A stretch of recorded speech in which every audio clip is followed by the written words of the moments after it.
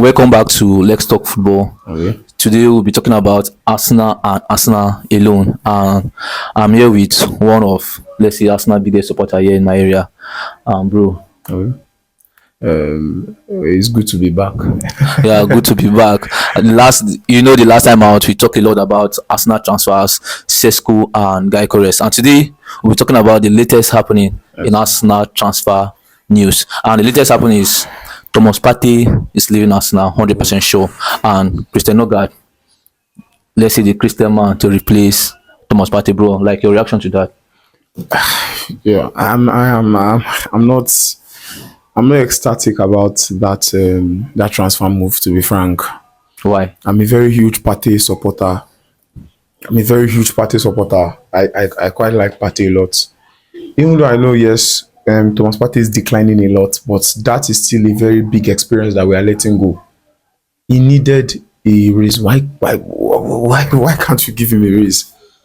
Our highest earners at Arsenal is Havertz and Gabriel Jesus. Yes. Come on. Last season, Partey hit the form Of his life. best form at least that he has been in Arsenal. Not just in the playing sector, also in his fitness. Yes, no injury. Yes, injuries He was totally fit, 100% fit. Yeah.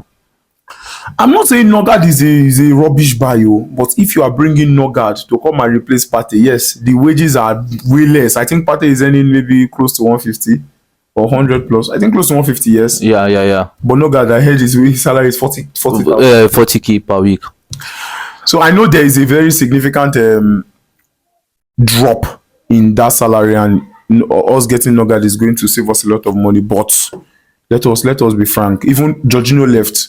Even what is his name? Zubimendi. Mendy. His salary is not up to Jorginho's salary and all that. If you combine the salary and everything, but let us be frank.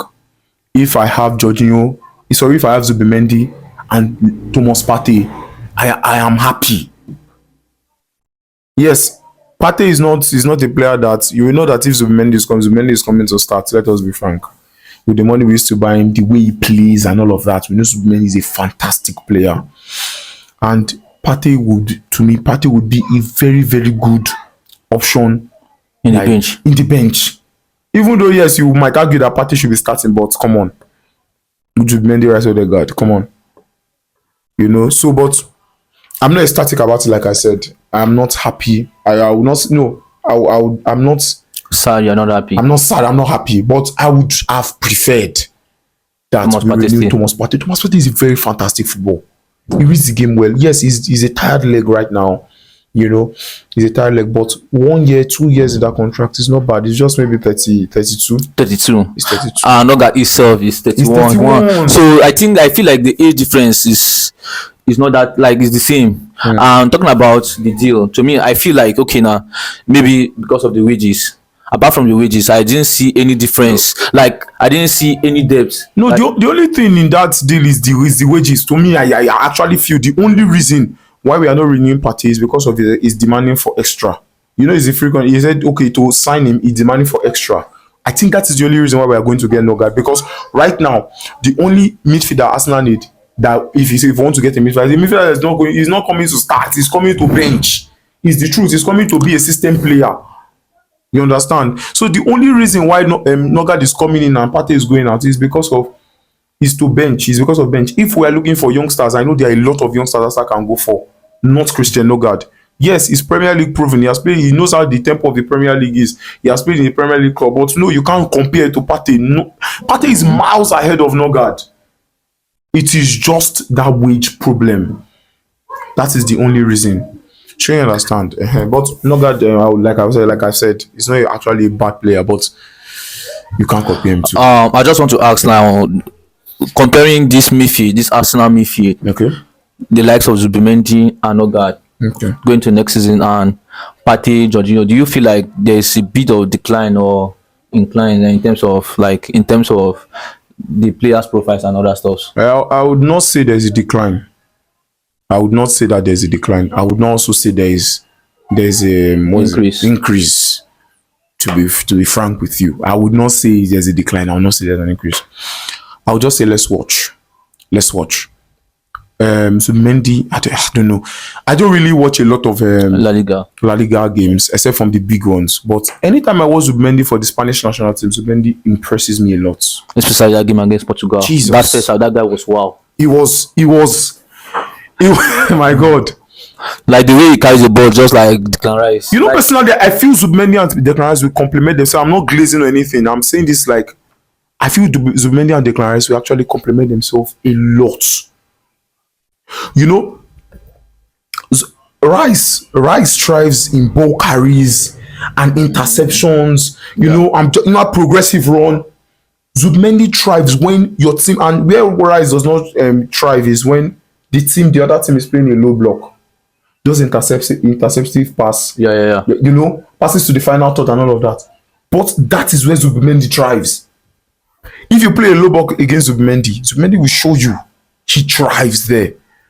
You understand? And I feel Zubimendi will actually give Odegaard a lot of, you know, freedom, kind of, if I should put it that way. Zubimendi is a player that can say and he can see that pass. It's just like Jorginho. Yes, Jorginho has a lot of experience and all that, but he's a Jorginho with good legs, if I should put it that way, because he can pick out that pass.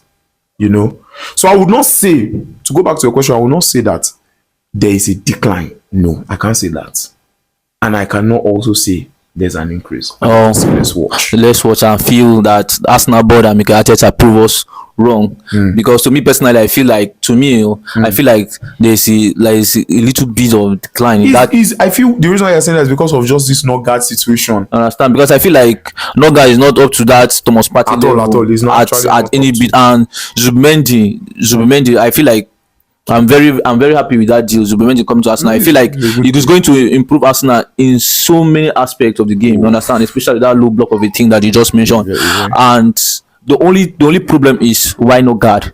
You understand? I feel like okay now, Arsenal over the years there have been a dumping account for all these Premier League players, old guys, like we've seen the like of Jorginho, David Luiz, Leicester. If I should get the name right, that Juventus guy. So many old players, and I feel like okay now, if we are going to compete for something reasonable, we should sign young players to replace the old guys. Don't get me wrong. See Liverpool, they brought in Florent Wies or something like that. See Man City, the likes of Czechia and Regengas and the lot. So I feel like okay now, if Arsenal should compete for something serious, Norgaard is not the solution to replace anybody. Even if Norgaard should replace Jorginho, it's not the solution to replace. No. I don't think we look at it in that aspect.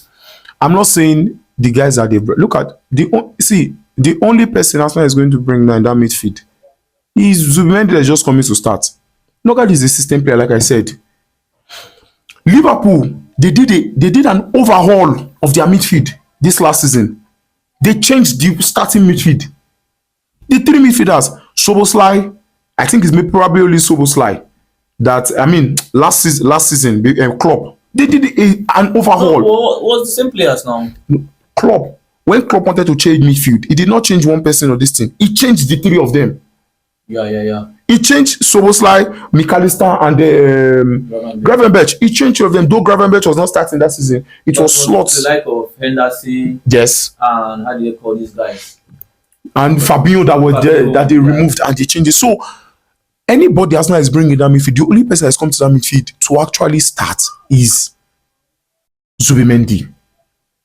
And you see, we have Norgaard, we have Merino for bench. Let me say this. You understand? I feel like Arsenal, I've said this before. You understand? If we are going to go into the season and let's just be realistic, you get Norgaard, as you said, is a bench player. He's a system player. He's coming to help. Just to help. Yes. But I feel like no, we need somebody that's okay now.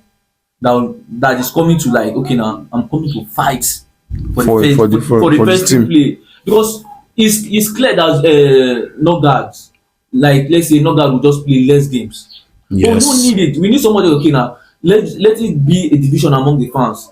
Is Zubimendi starting? Is Norgaard starting? Like let's just put us in that mood of confusion. I get that you want that. I get you that you want that, but let us not forget that number one is going to be a very big headache for the manager. Yes, The manager should have that headache. It will help. The LD competition will help.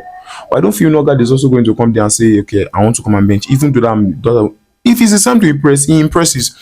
See, we brought Sambi Lokonga that year. I remember I followed Sambi Lokonga's transfer very well because we brought that guy to come and challenge Thomas Partey. That guy flopped on all counts. He's still an Arsenal player, I heard. Yeah, but I think I've confirmed with you something like He flopped on all counts. He flopped on all counts. You understand? Yes, we need these young boys to come, but sometimes these young boys they are not even doing it. I can tell you for free, one Eric cannot start in our midfield. He's a fantastic player.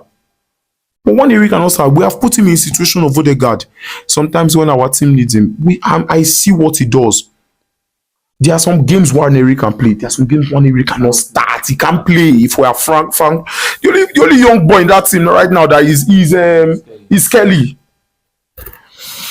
And talking about Skelly, I feel like okay now, it's right time that we should like integrate Skelly into the midfield. Yes. Because I feel like Arsenal lack that ball carrying this last season. You know what I feel? Somebody who can, You know what I feel? I feel Skelly will actually one of these things in his contract to make is going to actually be integrated into that midfield. To be frank, we saw the position Skelly was in that last. He was literally playing midfield, and I feel Calafiori would not bench.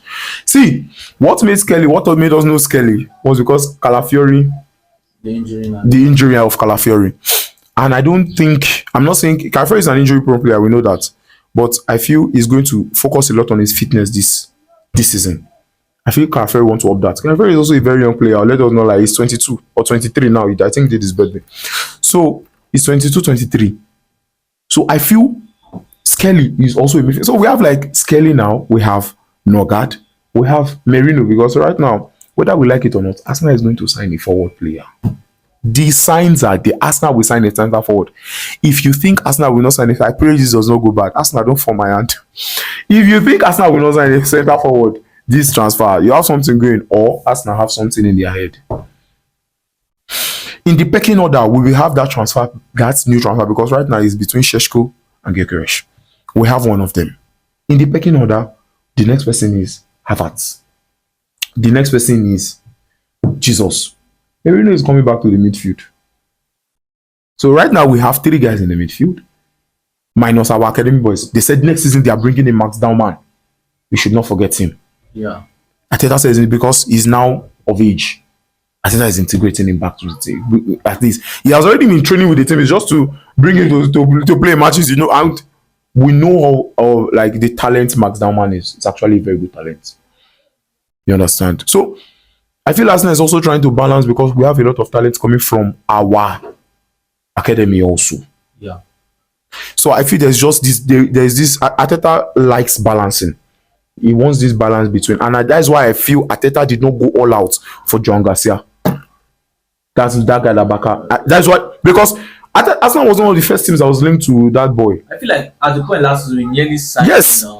Arsenal was willing, boss. We just nearly complete the deal. Arteta is a coach that he wants that balance. That's why he's going for Kepa.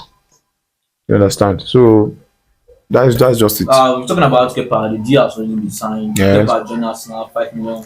Another 31 player, 31-year-old of age again. And like your reaction to that, do you feel like okay now, Kepa is that player that will give Raya a run out? Because now look at Raya is almost 30 of age. Yes. And bringing in Kepa, like how do you feel?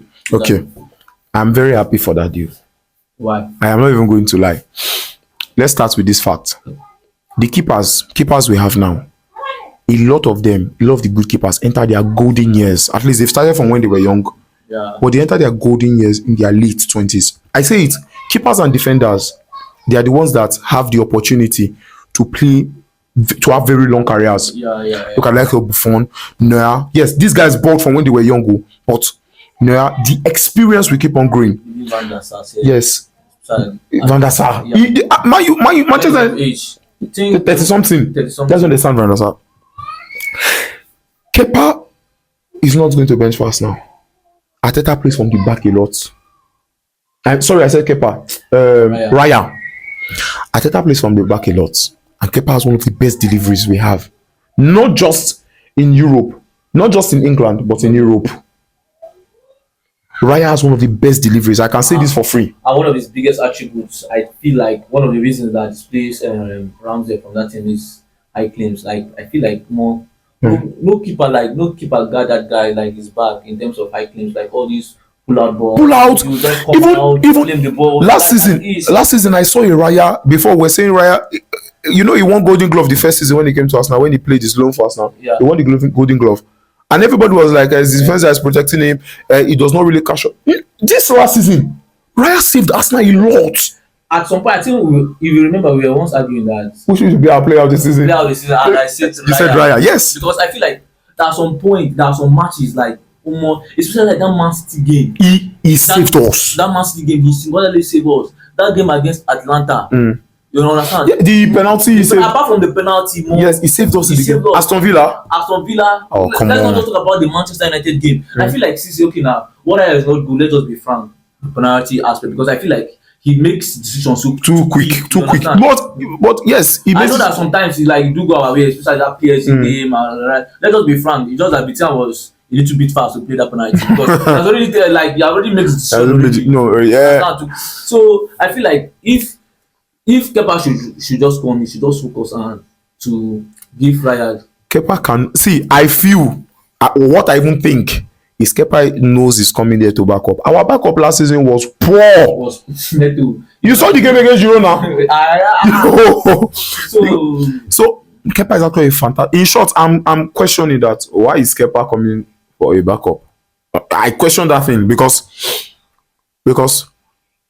Kepa played very fantastic football in Bournemouth last season. So I question like. And you see, sometimes apart from him playing a better football, but like there's one thing you guys are not talking about. Kepa is error prone.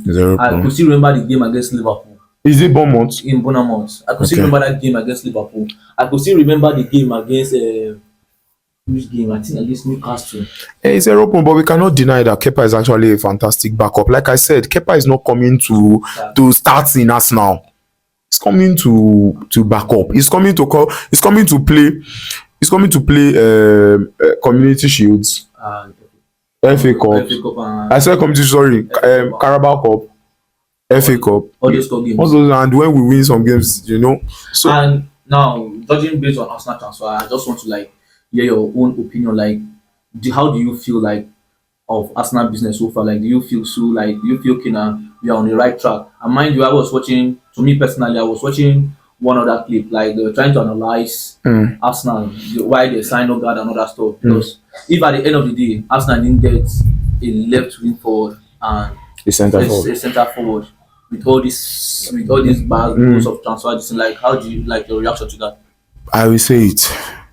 I feel Arsenal is moving well in this transfer window. I'm not even going to talk about just what is it called? Just our transfer entry. No, I don't term a transfer window just your transfers that you are doing, like incomings. Yeah. What about the players there that are playing well and you need to actually renew? We've renewed Gabriel. Lewis Kelly. We've given Lewis Kelly a very good contract. One year contract is loading. What's his name? Raya. I think did Raya sign? I'm not sure Raya signed, but we are doing all of that in the midst of bringing. I'm telling you, if Arsenal get a centre forward, which is likely 70-80% going to happen, that Arsenal will get a centre forward. If we get a centre forward, I've given our transfer window 100. No, I've not given it 100. I've given it a 70%, and 70% is a pass mark. It's a very good pass mark. In that matter. The only thing I will say is, if you can get me, to be frank, if Martinelli can put in work in his finishing, that is what is killing Martinelli. All these things of Martinelli not being able to look up, Martinelli still gives very good crosses. I could still remember 2012, 2013. That was not even an excuse. It's not an excuse. That time it was still like facing the ground, but his output, I think 14 goals. Yes, now 20. Yes, see, goals in the Premier League. If Martinelli can up is finishing, which is a very big problem. Martinelli is too predictable, so you know what he's going to do. But if he can put that unpredictability in his game, that is why the likes of Rafael Leao, the likes of Nico Williams is always better than him. See, Arsenal need, they said Arsenal need what? It's not what they said, it's just the fact. Arsenal need a winger that even in low block, they can actually penetrate through. Yeah. Yes, Martinelli is not the best in doing that. You know that Tekka's to but the assist, I know how many times Martinelli is crosses with his right, you know, that in cross he gives with his left, you know. If we have a good centre forward, that's why I said if we even leave Martinelli there and put what is it called, a forward. I'm not saying Martinelli is the best, but if Paraventure Rodrigo does not agree to go, Nico Williams already said he's going to back up. To me, I don't think Leao is a good baller, but he's a very good. I'm not a big fan. Check his output. Check Leao's output now. I'm sorry, but check Leao's output. Check Leao's output. You understand? Leao is a good baller, but check if Leao his game is current. If he feels like he plays well, if he does not feel like Leao will play rubbish for you as a fan, you might want to kill yourself. And that smile, you know. So if we can get Sheshko or Gyökeres, I still give it a 70%. Bring Dauman into the game. One area should be more involved. Odegaard should improve a lot. If we can even get me, like I said before, I wanted this guy. What is his name? Bruno Guimaraes, to be frank. But we've gotten this guy, so it's all good. You know. If they now get me a left winger, say Rodrigo, my God. Then we are good to go. I'm good to go. I am very good to go. Okay, now thank you, bro, for your time. Yeah. And I really appreciate your problem, coming here. no problem. And I pray that Norgaard and Arsenal transfer worked out, because I feel like I've said this, if this season didn't work out for us, for Mikel Arteta, I feel like you should just No, you should. I think it's time to dust issues. I'm telling you, this is 6th stage or what? So I just feel like, okay, now it's time for him to like do something, and anything that is any business that is making, it should just be the right deal. The right no deal. need of experiment and all that stuff. No, we don't need experiments. So, We don't need experiments. so as I've said, thank you very much. No problem. All the best, bro. All the Okay. best.